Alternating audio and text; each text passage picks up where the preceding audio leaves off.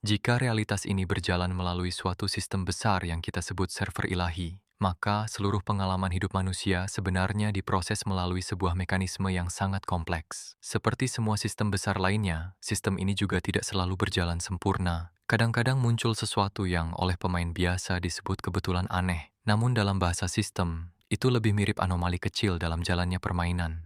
Misalnya, kalian tiba-tiba memikirkan seseorang yang sudah lama tidak kalian ingat. Beberapa detik kemudian orang itu menghubungi kalian, atau kalian hampir mengalami kejadian buruk. Namun dalam satu momen yang sangat tipis, rantai peristiwa berubah dan semuanya tidak pernah terjadi. Bagi kebanyakan orang, itu hanya keberuntungan. Namun dalam perspektif sistem permainan, kejadian seperti itu terlihat seperti variabel yang tiba-tiba bergeser dari jalur normalnya. Seolah-olah realitas sempat menghitung ulang kemungkinan yang ada.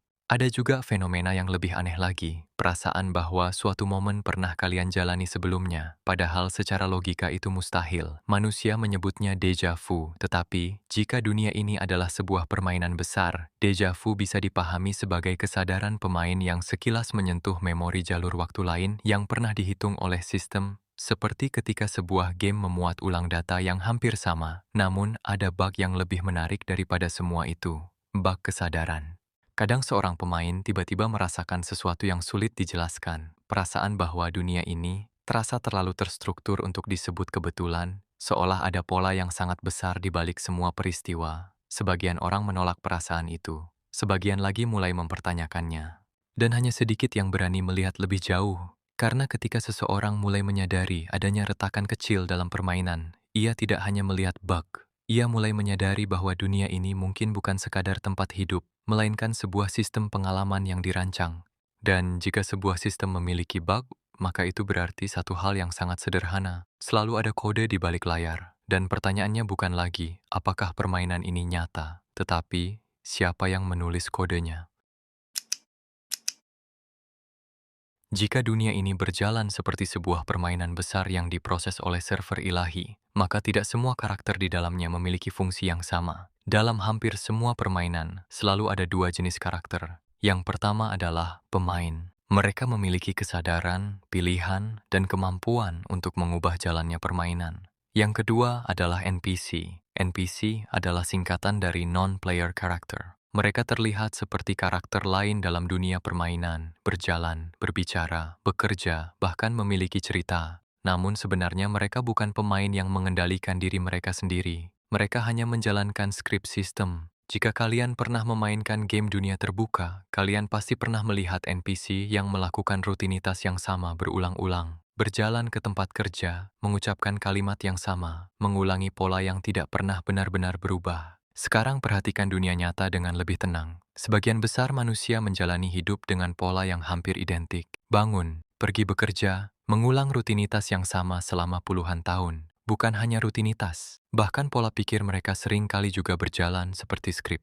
Mereka marah pada hal yang sama, takut pada hal yang sama, mengejar hal yang sama. Seolah ada program perilaku yang berjalan di dalam diri mereka. Namun jangan salah memahami ini, NPC bukan berarti manusia yang tidak berharga. Dalam sebuah permainan, NPC justru memiliki fungsi yang sangat penting. Mereka menciptakan lingkungan permainan, mereka menjaga dunia tetap terasa hidup, mereka memberikan misi, konflik, dan peristiwa yang membuat pemain bisa berkembang. Tanpa NPC, sebuah permainan akan terasa kosong. Namun ada satu perbedaan besar antara NPC dan pemain. NPC tidak pernah mempertanyakan dunia tempat mereka berada. Mereka tidak pernah bertanya, mengapa aku ada di sini? Apa tujuan permainan ini? Apa yang sebenarnya terjadi di balik sistem dunia? Hanya pemain yang mulai mempertanyakan hal-hal seperti itu. Dan menariknya, ketika seorang pemain mulai menyadari sistem permainan, ia juga mulai menyadari sesuatu yang lain, bahwa sebagian karakter yang ia temui dalam hidupnya, mungkin tidak semuanya berada pada tingkat kesadaran yang sama. Sebagian hanya menjalankan skrip, sebagian lainnya mulai menyadari permainan, dan sangat sedikit yang benar-benar mencoba melampaui batas sistemnya. Namun, ada satu pertanyaan yang jauh lebih menarik daripada itu semua. Jika dalam permainan dunia ada NPC, maka pertanyaan sebenarnya bukan hanya siapa NPC, tetapi apakah kalian benar-benar pemain, atau selama ini kalian hanya menjalankan skrip yang sama tanpa pernah menyadarinya. Jika dunia ini berjalan seperti sebuah permainan besar yang diproses oleh server ilahi, maka sebagian besar pemain hidup di dalamnya tanpa pernah menyadari aturan permainan. Mereka lahir, tumbuh, mengikuti jalur yang sudah terlihat di depan mereka. Sebagian mulai melihat anomali kecil dalam realitas. Sebagian mulai menyadari adanya skrip dalam kehidupan manusia. Namun hanya sedikit pemain yang melangkah lebih jauh. Sangat sedikit yang mulai memahami bagaimana sistem itu sendiri bekerja. Ketika itu terjadi, sesuatu yang menarik mulai terlihat. Pemain seperti ini tidak lagi bereaksi terhadap dunia dengan cara yang sama. Mereka tidak terlalu terjebak dalam ketakutan yang mengendalikan banyak orang, tidak terlalu terikat pada drama yang terus berulang. Bukan karena hidup mereka lebih mudah, tetapi karena mereka mulai melihat bahwa sebagian besar peristiwa hanyalah mekanisme permainan yang sedang berjalan. Seperti seseorang yang memainkan game dan memahami bahwa kegagalan dalam satu level bukanlah akhir permainan. Ia hanya bagian dari proses. Pemain yang mulai menembus sistem juga sering melihat sesuatu yang sebelumnya tidak terlihat. Pola. Pola dalam pertemuan manusia. Pola dalam kesempatan yang muncul. Pola dalam peristiwa yang terlihat seperti kebetulan. Seolah kehidupan mulai bergerak dengan sinkronisasi yang lebih presisi. Bukan karena dunia tiba-tiba berubah, tetapi karena pemain itu mulai memahami bagaimana merespons sistem dengan cara yang selaras. Namun, ada satu kesalahpahaman besar tentang pemain seperti ini. Sebagian orang membayangkan bahwa mereka memiliki kekuatan luar biasa, padahal yang sebenarnya terjadi jauh lebih sederhana. Mereka hanya mulai melihat dunia sebagaimana adanya, tanpa terlalu terjebak dalam ilusi yang biasanya mengaburkan pandangan pemain lain. Dan ketika seseorang benar-benar melihat sistem permainan dengan jernih, ia biasanya menyadari satu hal yang sangat mengejutkan, bahwa tujuan permainan ini mungkin bukan untuk menang, bukan untuk mengumpulkan kekayaan, bukan untuk mengalahkan pemain lain, tetapi untuk mengalami, memahami, dan mengembangkan kesadaran di dalam sistem itu sendiri. Dan pada titik itu, pemain tidak lagi hanya menjalani permainan, ia mulai memainkannya dengan sadar. Namun, ada satu pertanyaan terakhir yang jarang dipikirkan orang. Jika ada pemain yang mulai menembus sistem permainan dunia, maka kemungkinan lain juga ada. Bahwa mungkin permainan ini memang dirancang agar suatu saat pemain menyadarinya. Jika dunia ini berjalan seperti sebuah permainan besar yang diproses oleh server ilahi, maka hampir semua pemain menghabiskan waktunya mencoba menang di dalam permainan. Mereka mengejar level yang lebih tinggi, lebih banyak sumber daya, lebih banyak pengaruh.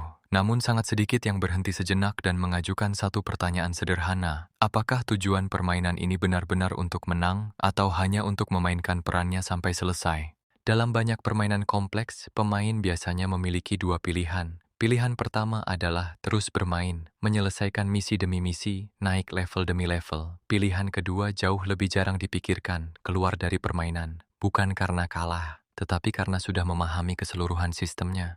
Namun dalam permainan dunia, konsep keluar tidak sesederhana menekan tombol. Karena yang kalian sebut kehidupan, bukan hanya permainan raga, ia juga melibatkan kesadaran pemain itu sendiri. Dan disinilah misterinya mulai menjadi lebih dalam. Beberapa pemain sepanjang sejarah pernah berbicara tentang keadaan di mana kesadaran tidak lagi terikat sepenuhnya pada sistem dunia. Mereka menggambarkannya sebagai keadaan bebas dari ilusi permainan, bebas dari siklus yang terus berulang. Namun menariknya, banyak dari mereka tidak benar-benar pergi, sebagian justru tetap berada di dalam permainan, tetapi dengan cara yang berbeda. Seperti pemain yang sudah mengetahui bahwa semua ini hanyalah sebuah simulasi pengalaman. Mereka masih berjalan di dunia yang sama, masih berbicara dengan manusia yang sama. Namun di dalam diri mereka, tidak ada lagi keterikatan yang sama seperti sebelumnya. Seolah-olah mereka sudah melihat layar di balik permainan. Dan ketika seseorang melihat layar itu, ketakutan terbesar dalam permainan mulai kehilangan kekuatannya.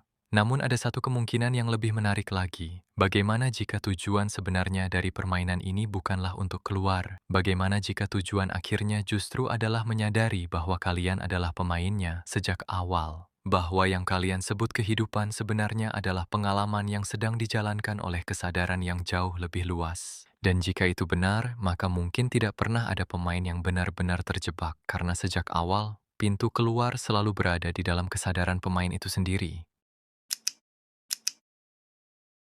Jika dunia ini benar-benar berjalan seperti sebuah permainan besar yang diproses oleh server ilahi, maka hampir semua pertanyaan manusia selama ini sebenarnya mengarah pada satu hal. Siapa yang membuat sistem ini? Manusia telah mencoba menjawabnya dengan berbagai cara. Sebagian menyebutnya Allah, sebagian menyebutnya sumber kesadaran, sebagian lagi menyebutnya kecerdasan kosmik, dan lain-lain. Namun semua istilah itu hanyalah upaya bahasa manusia untuk menjelaskan sesuatu yang jauh lebih besar. Karena jika kalian melihat dunia ini dengan lebih dalam, sistemnya terlalu kompleks untuk terjadi secara acak. Hukum-hukum alam berjalan dengan presisi, kesadaran mampu mengamati realitas, dan kehidupan berkembang dengan pola yang sangat terstruktur, seolah seluruh permainan ini berjalan di atas arsitektur yang sangat canggih. Namun ada satu kemungkinan yang lebih menarik daripada semua jawaban itu. Bagaimana jika pencipta permainan ini tidak benar-benar terpisah dari para pemainnya? Dalam beberapa permainan yang sangat maju, pemain sebenarnya adalah bagian dari sistem itu sendiri. Mereka masuk ke dalam permainan untuk mengalami dunia yang mereka ciptakan, bukan untuk melarikan diri dari kenyataan, tetapi untuk merasakan pengalaman yang tidak bisa mereka rasakan di luar permainan.